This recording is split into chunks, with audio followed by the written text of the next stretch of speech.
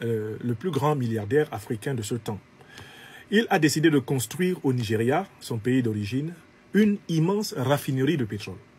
Quel est le principe même de la raffinerie de pétrole? Vous savez, quand le pétrole sort de terre, c'est comme de la boue.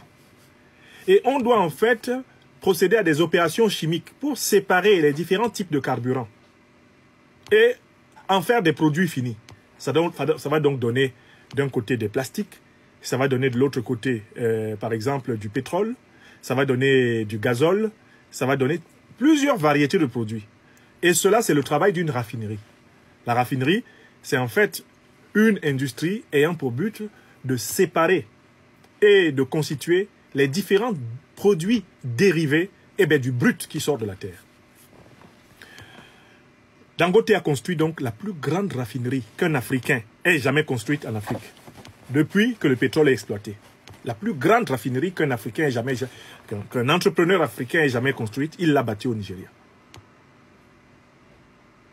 On s'attendrait à ce que la réalisation de Dangote soit une source de réjouissance, non pas simplement pour le peuple nigérien, mais également pour les autorités nigérianes, pour le régime d'Adebola Tinubu. Or que non. Depuis que Dangote a fini de mettre en place l'outil, et que par conséquent, il lui suffit d'acheter du brut pour le raffiner et ainsi commencer à alimenter les stations d'essence de tout le Nigeria, de toute l'Afrique de l'Ouest et de toute l'Afrique centrale en pétrole raffiné sur place, Dangote se rend compte que le gouvernement nigérian ne veut pas lui vendre le pétrole brut.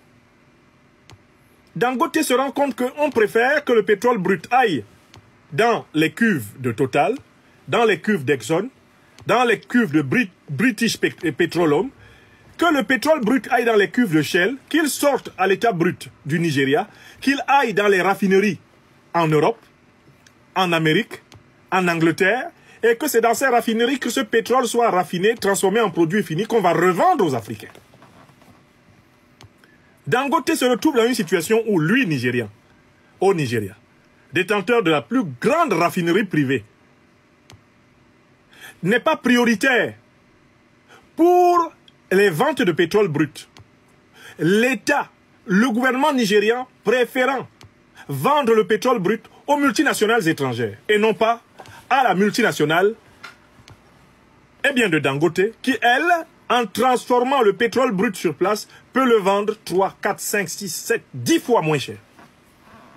Et donner ainsi des emplois qui se trouvent maintenant en Europe, qui se trouvent maintenant au Royaume-Uni, qui se trouvent maintenant aux États-Unis, des emplois qui se trouvent maintenant au Moyen-Orient. Tous ces emplois-là, Dangote, avec sa raffinerie, peut les donner sur place aux Africains du Nigeria. Mais le gouvernement nigérien s'oppose et veut faire échouer la raffinerie de Dangote faute de fourniture de pétrole brut. Est-ce que vous avez compris ce qui se passe là? C'est un scandale. C'est une honte pour l'Afrique contemporaine qu'il y ait encore des dirigeants comme Tinubu à la tête de nos États. Donc Tinubu préfère vendre le brut du Nigeria à Total pour que les multinationales françaises raffinent et revendent le pétrole produit fini aux Nigérians très cher. Il préfère prendre le brut nigérian, le donner à Exxon Mobil américaine, prendre le brut, le donner à British Petroleum, prendre le brut nigérian, le donner à Shell, que de le donner à Dangote. Donc, Tinubu est un antipatriote économique. Mieux, ce n'est pas parce que Dangote ne peut pas payer au même prix que les autres. Dangote propose même de payer plus l'État. De donner un peu plus à l'État que ce que donne British Petroleum. De donner un peu plus à l'État du Nigeria que ce que donne Total, que ce que donne Shell, que ce que donne ExxonMobil. Dangote propose de payer plus le brut. Mais en le raffinant sur place, il est sûr de pouvoir le vendre moins cher et d'avoir une clientèle massive. On refuse.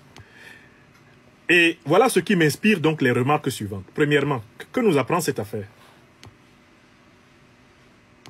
Que ceux qui ont voulu faire des affaires au niveau de Dangote investir des centaines de milliards de dollars, comme Dangote l'a fait, pour créer par exemple cette raffinerie, sans avoir regardé l'environnement politique dans lequel ils font des affaires, sont particulièrement naïfs.